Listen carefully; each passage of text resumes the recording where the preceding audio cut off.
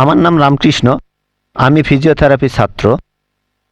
আমার প্রশ্ন হলো, আল্লাহর আদম হাওয়াকে সৃষ্টি করার কি প্রয়োজন ছিল, অথবা এই বিশ্ব জগৎ এগুলো সৃষ্টি করে কি উপকার পাবেন? আমার দ্বিতীয় প্রশ্ন হলো, সব কিছুই কেউ সৃষ্টি করেছে, তাহলে ঈশ্বর তাকেও অবশ্যই কেউ সৃষ্টি করেছে। আল্লাহ শব্দটার অর্থ কি?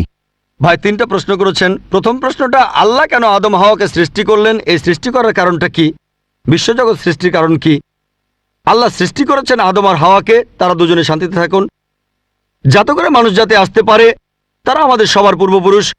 পবিত্র কোরআনে সূরা হুজুরাতের 13 নম্বর আয়াতে উল্লেখ করা হয়েছে, ইয়া আইয়ুহান নাসু ইন্না খালাকনাকুম মিন যাকরিন ওয়া উনসা ওয়া জাআলনাকুম শুউবান ওয়া কাবাইলা লিতাআরাফু ইন্না আক্রামাকুম ইনদাল্লাহি আতকাকুম ইন্নাল্লাহা আলিমুন খাবীর। হে মানুষ জাতি, আমি তোমাদের সৃষ্টি করেছি এক পুরুষ ও এক নারী হতে, আর তোমাদের বিভক্ত করেছি বিভিন্ন জাতি আর গোত্রে, যেন তোমরা অন্যের সাথে পরিচিত হতে পারো। এই জন্য নয় যে অন্যকে ঘৃণা করবে।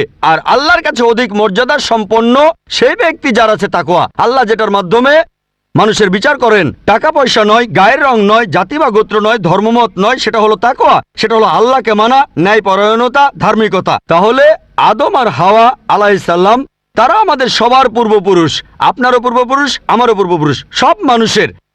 সেজন্য আপনাকে ভাই বলে ডেকেছি। ভাই, সব মানুষ ভাই ভাই। আল্লাহ বলেছেন, ইয়া আইয়ুহান নাস, হে মানুষ জাতি। আর পবিত্র কোরআনে সূরা ইসরার 70 নম্বর আয়াতে উল্লেখ করা হয়েছে, ওয়া লাকাদ কাররামনা বানি আদামা। আল্লাহ তাআলা মর্যাদা দিয়েছেন সব আদম সন্তানকেই। হোক আপনি জন্ম নেন ইন্ডিয়ায়, আমেরিকায়, ইংল্যান্ডে, জন্মান কোনো হিন্দু পরিবারে বা মুসলিম পরিবারে বা খ্রিস্টান পরিবারে, আল্লাহ বলেছেন তিনি সব মানুষকে মর্যাদা দিয়েছেন।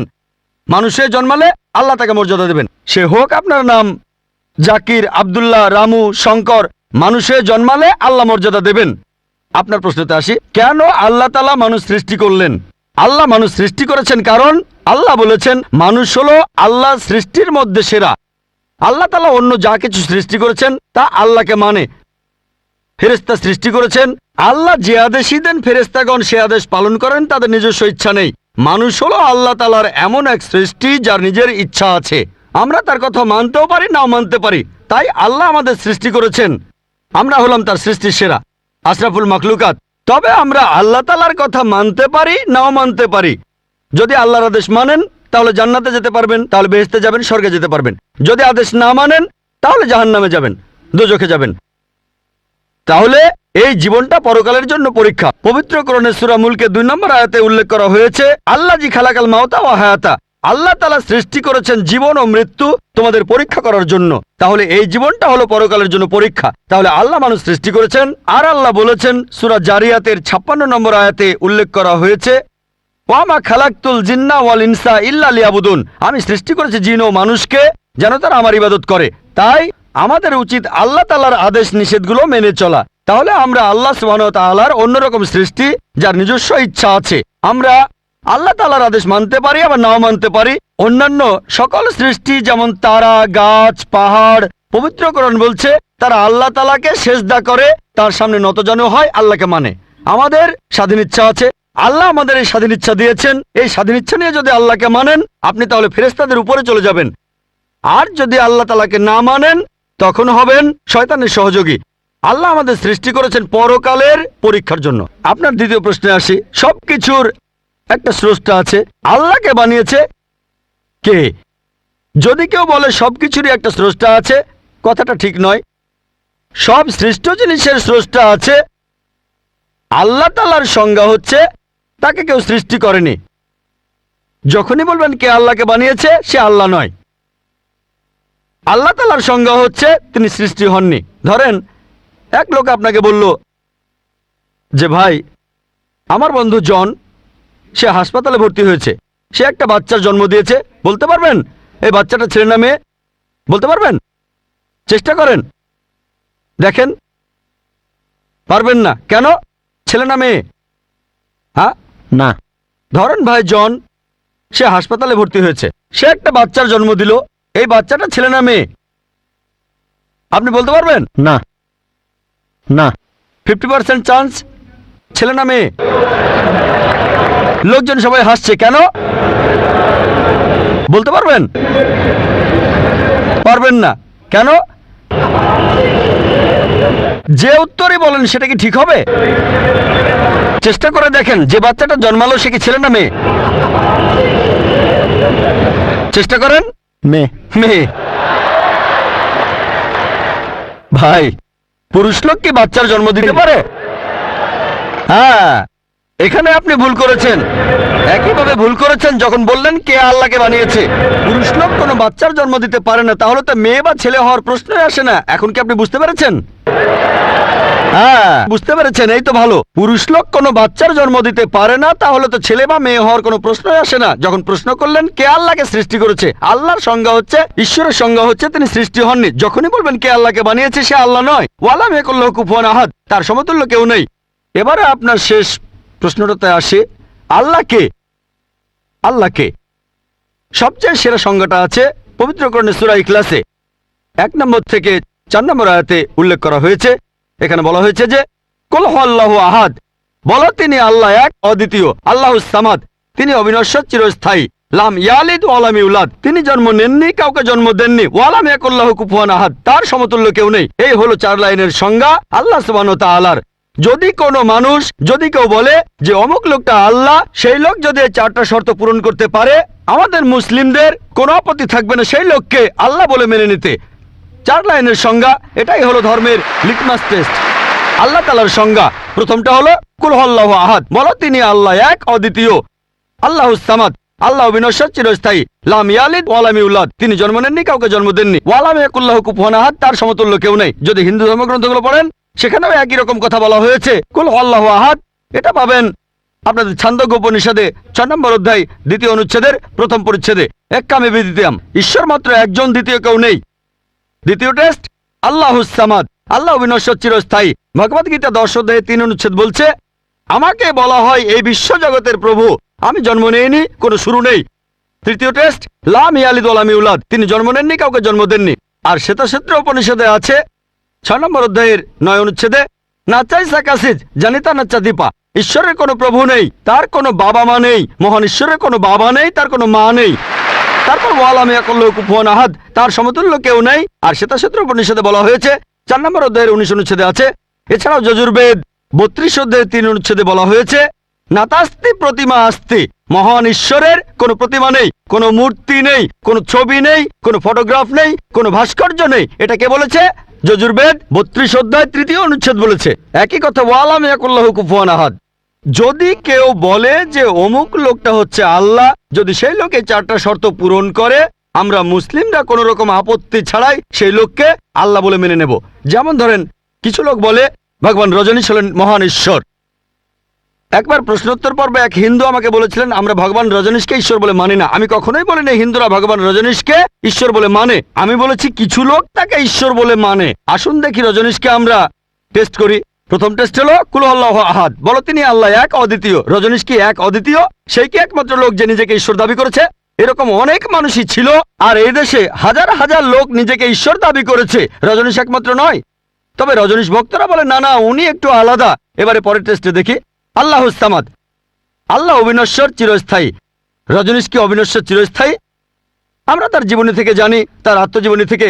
রজনীশ ভুগছিলেন অ্যাজমা, ডায়াবেটিস আর পিঠের ব্যথায়। চিন্তা করেন, মহান ঈশ্বরের হয়েছে অ্যাজমা, ডায়াবেটিস, পিঠের ব্যথা। তৃতীয় টেস্ট লাম ইয়ালিদ ওয়া লাম ইউলাদ, তিনি জন্ম নেননি, কাউকে জন্ম দেননি। ভগবান রজনীশ জন্মেছিলেন মধ্যপ্রদেশে, তার বাবা মাও ছিলেন। 1981 সালে তিনি আমেরিকায় গেলেন, ইউএসএ। তখন হাজারো আমেরিকান তার ভক্ত হয়ে গেল। তারপরে আমেরিকার অরিগন প্রদেশে তিনি বানালেন একটা সেন্টার, আর তার নাম দিলেন রজনীশপুরম, তার গ্রাম। পরবর্তীতে আমেরিকান সরকার তাকে অ্যারেস্ট করে কারাবন্দী করে রাখলো। রজনীশ বলতো যে আমেরিকান সরকার তাকে স্লো পয়জনিং করেছে। চিন্তা করেন, মহান ঈশ্বরকে স্লো পয়জনিং করা হয়েছে। 1985 সালে আমেরিকান সরকার তাকে বের করে দিলে সে ইন্ডিয়ায় চলে আসে। তারপর এখানে পুনায় সে আরেকটা সেন্টার খুললো, আর তার নাম দেওয়া হলো ওশো কমিউন। যদি রজনীশের সমাধির কাছে কখনো যান, তার সমাধির উপরে লেখা আছে ভগবান রজনীশ ওশো কখনো জন্মাননি, কখনো মরেননি, তবে পৃথিবীতে ভ্রমণ করেছেন 1931 সালের 11 ডিসেম্বর থেকে 1990 সালের 31শে জানুয়ারি পর্যন্ত। কখনো জন্মাননি, কখনো মরেননি, তবে পৃথিবীতে ভ্রমণ করেছেন 1931 সালের 11 ডিসেম্বর থেকে 1990 সালের 31শে জানুয়ারি পর্যন্ত। তার সমাধিতে এটা লিখতে ভুলে গেছে যে পৃথিবীর 21টা দেশ তাকে ভিসা দেয়নি। মহান ঈশ্বর আসলেন এই পৃথিবী ঘোরার জন্য, বিভিন্ন দেশে যাওয়ার জন্য তার নাকি ভিসাও লাগে। তখন গ্রিসের আর্কবিশপ বলেছিলেন, যদি রজনীশকে এই দেশ থেকে তাড়িয়ে না দেওয়া হয়, আগে তার ঘর পোড়াবো, তারপর ভক্তদের ঘর পোড়াবো। শেষ টেস্ট ওয়ালাম ইয়াকুল্লাহু কুফুয়ান আহাদ। পরীক্ষাটা এতই কঠিন যে একমাত্র আল্লাহ ছাড়া কেউই পাশ করবে না। যখনই আল্লাহর সাথে কারো তুলনা করবেন, সে আল্লাহ নয়। ওয়ালাম ইয়াকুল্লাহু কুফুয়ান আহাদ। এখন ভগবান রজনীশ অন্য অনেক মানুষের মতো মুখে দাড়ি ছিল, একটা নাক, দুটো চোখ, দুটো কান, দুটো হাত। যখন আল্লাহর সাথে পৃথিবীর কোনো কিছুর তুলনা করবেন, সে আল্লাহ নয়। ওয়ালাম ইয়াকুল্লাহু কুফুয়ান আহাদ। যদি কেউ বলে যে আল্লাহ তাআলা 1000 গুণ বেশি শক্তিশালী, আপনারা কি শোয়াজনেগারের নাম শুনেছেন? এই লোকের নাম কখনো শুনেছেন? কখনো শুনেছেন তার নাম? এই লোক একটা সময় ছিল মিস্টার ওয়ার্ল্ড, মিস্টার ইউনিভার্স, পৃথিবীর সবচেয়ে শক্তিশালী লোক, বিশ্বজগতের সবচেয়ে শক্তিশালী লোক। যখনই আল্লাহকে তুলনা করবেন কোনো কিছুর সাথে, হোক সেটা আর্নল্ড শোয়াজনেগার, হোক সেটা দারা সিং, হোক সেটা কিং কং, হোক সেটা 1000 গুণ বা লক্ষ গুণ, যখনই আল্লাহর সাথে পৃথিবীর কোনো কিছুর তুলনা করবেন, সে আল্লাহ নয়। ওয়ালাম ইয়াকুল্লাহু কুফুয়ান আহাদ। তার সমতুল্য কেউ নাই। তাহলে এই হলো 4 লাইনের সংজ্ঞা আল্লাহ সুবহানাহু ওয়া তাআলার পবিত্র কোরআনে আছে। আপনি যে ঈশ্বরের পূজা করছেন, ভাই, সেই ঈশ্বরকে সূরা ইখলাস দিয়ে টেস্ট করুন। যদি তিনি পাশ করেন, তাহলে সত্যিকারের ঈশ্বর, তা না হলে নকল ঈশ্বর। আমার নাম রামকৃষ্ণ, আমি ফিজিওথেরাপি ছাত্র। আমার প্রশ্ন হলো, আল্লাহর আদম হাওয়াকে সৃষ্টি করার কি প্রয়োজন ছিল, অথবা এই বিশ্ব জগৎ এগুলো সৃষ্টি করে কি উপকার পাবেন? আমার দ্বিতীয় প্রশ্ন হলো, সবকিছুই কেউ সৃষ্টি করেছে, তাহলে ঈশ্বর তাকেও অবশ্যই কেউ সৃষ্টি করেছে। আল্লাহ শব্দটার অর্থ কি? ভাই 3টা প্রশ্ন করেছেন। প্রথম প্রশ্নটা, আল্লাহ কেন আদম হাওয়াকে সৃষ্টি করলেন, এই সৃষ্টি করার কারণটা কি? বিশ্বজগৎ সৃষ্টির কারণ কি? আল্লাহ সৃষ্টি করেছেন আদম আর হাওয়াকে, তারা দুজনে শান্তিতে থাকুন, যাতে করে মানুষ যাতে আসতে পারে। তারা আমাদের সবার পূর্বপুরুষ। পবিত্র কোরআনে সূরা হুজুরাতের 13 নম্বর আয়াতে উল্লেখ করা হয়েছে, يا أيها الناس إنا خلقناكم من ذكر وأنثى وجعلناكم شعوبا وقبائل لتعارفوا إن أكرمكم عند الله أتقاكم إن الله عليم خبير। হে মানুষ জাতি, আমি তোমাদের সৃষ্টি করেছি এক পুরুষ ও এক নারী হতে, আর তোমাদের বিভক্ত করেছি বিভিন্ন জাতি আর গোত্রে, যেন তোমরা অন্যের সাথে পরিচিত হতে পারো। এই জন্য নয় যে অন্যকে ঘৃণা করবে। আর আল্লাহর কাছে অধিক মর্যাদা সম্পন্ন সেই ব্যক্তি যার আছে তাকওয়া। আল্লাহ যেটার মাধ্যমে মানুষের বিচার করেন, টাকা পয়সা নয়, গায়ের রং নয়, জাতি বা গোত্র নয়, ধর্মমত নয়, সেটা হলো তাকওয়া। সেটা হলো আল্লাহকে মানা, ন্যায়পরায়ণতা, ধার্মিকতা। তাহলে আদম আর হাওয়া আলাইহিস সালাম, তারা আমাদের সবার পূর্বপুরুষ। আপনারও পূর্বপুরুষ, আমারও পূর্বপুরুষ, সব মানুষের। সেজন্য আপনাকে ভাই বলে ডেকেছি। ভাই, সব মানুষ ভাই ভাই। আল্লাহ বলেছেন, ইয়া আইয়ুহান নাস, হে মানুষ জাতি। আর পবিত্র কোরআনে সূরা ইসরার 70 নম্বর আয়াতে উল্লেখ করা হয়েছে, ওয়া লাকাদ কাররামনা বানি আদামা। আল্লাহ তাআলা মর্যাদা দিয়েছেন সব আদম সন্তানকেই। হোক আপনি জন্ম নেন ইন্ডিয়ায়, আমেরিকায়, ইংল্যান্ডে, জন্মান কোনো হিন্দু পরিবারে বা মুসলিম পরিবারে বা খ্রিস্টান পরিবারে, আল্লাহ বলেছেন তিনি সব মানুষকে মর্যাদা দিয়েছেন। মানুষে জন্মালে আল্লাহ তাকে মর্যাদা দেবেন। সে হোক আপনার নাম জাকির, আব্দুল্লাহ, রামু, শঙ্কর, মানুষে জন্মালে আল্লাহ মর্যাদা দেবেন। আপনার প্রশ্নতে আসি, কেন আল্লাহ তাআলা মানুষ সৃষ্টি করলেন? আল্লাহ মানুষ সৃষ্টি করেছেন কারণ আল্লাহ বলেছেন মানুষ হলো আল্লাহ সৃষ্টির মধ্যে সেরা। আল্লাহ তাআলা অন্য যা কিছু সৃষ্টি করেছেন তা আল্লাহকে মানে। ফেরেশতা সৃষ্টি করেছেন, আল্লাহ যে আদেশই দেন ফেরেশতাগণ সে আদেশ পালন করেন, তাদের নিজস্ব ইচ্ছা নেই।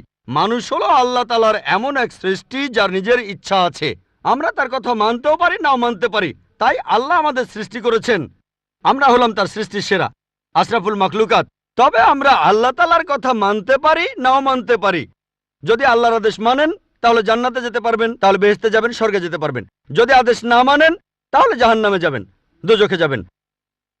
তাহলে এই জীবনটা পরকালের জন্য পরীক্ষা। পবিত্র কোরআনে সূরা মুলকে 2 নম্বর আয়াতে উল্লেখ করা হয়েছে, আল্লাযী খালাকাল মাউতা ওয়া হায়াতা। আল্লাহ তাআলা সৃষ্টি করেছেন জীবন ও মৃত্যু তোমাদের পরীক্ষা করার জন্য।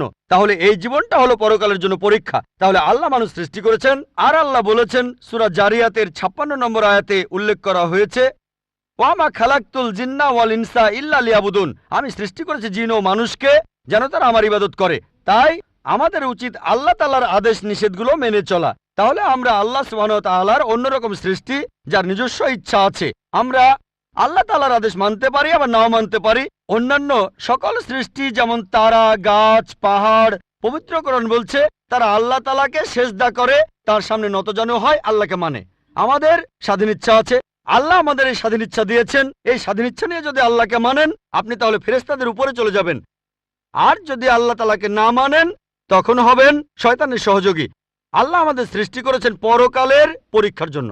আপনার দ্বিতীয় প্রশ্নে আসি, সবকিছুর একটা স্রষ্টা আছে, আল্লাহকে বানিয়েছে কে? যদি কেউ বলে সবকিছুরই একটা স্রষ্টা আছে, কথাটা ঠিক নয়। সব সৃষ্ট জিনিসের স্রষ্টা আছে। আল্লাহ তাআলার সংজ্ঞা হচ্ছে তাকে কেউ সৃষ্টি করেনি। যখনই বলবেন কে আল্লাহকে বানিয়েছে, সে আল্লাহ নয়।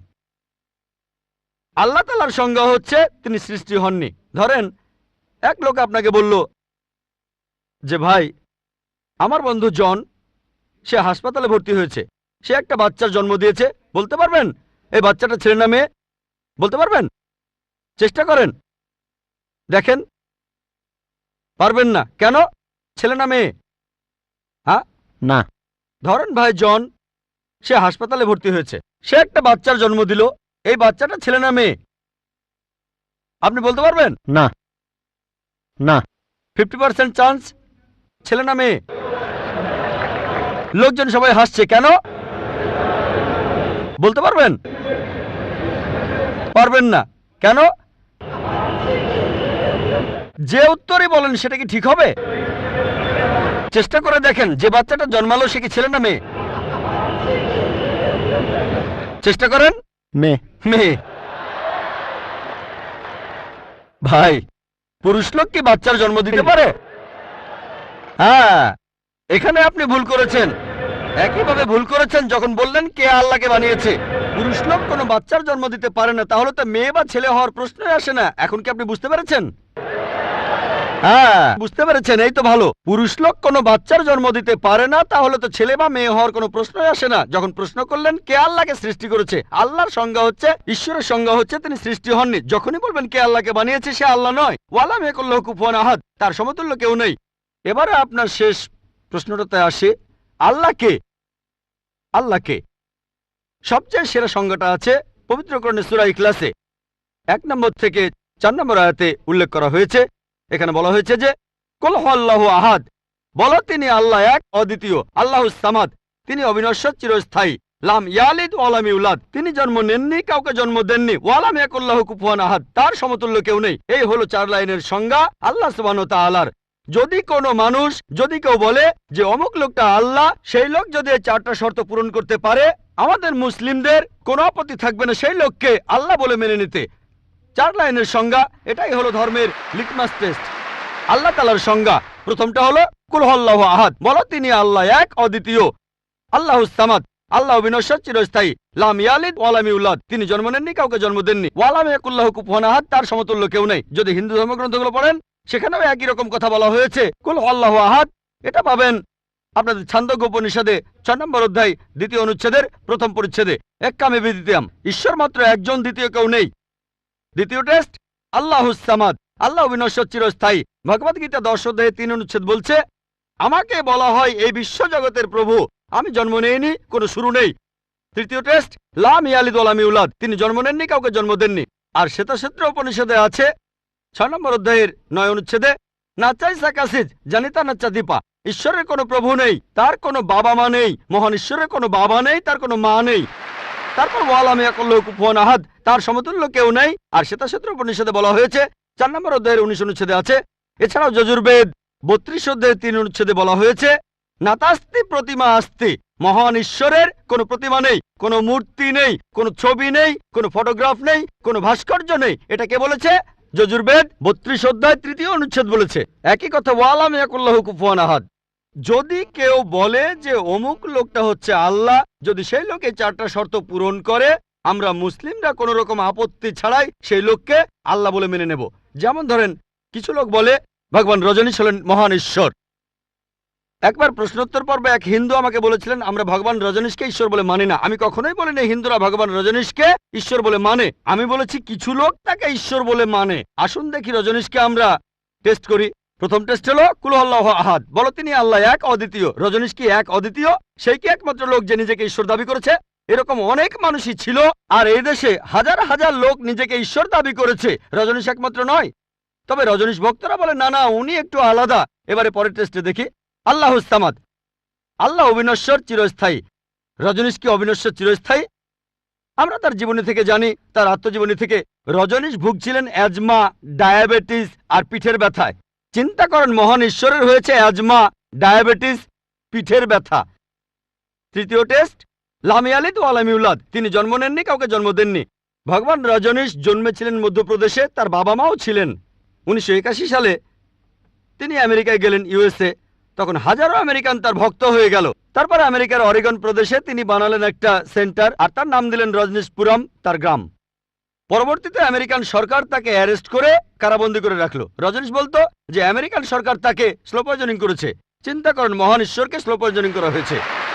1985 সালে আমেরিকান সরকার তাকে বের করে দিলে সে ইন্ডিয়ায় চলে আসে। তারপর এখানে পুনায় সে আরেকটা সেন্টার খুললো, আর তার নাম দেওয়া হলো ওশো কমিউন।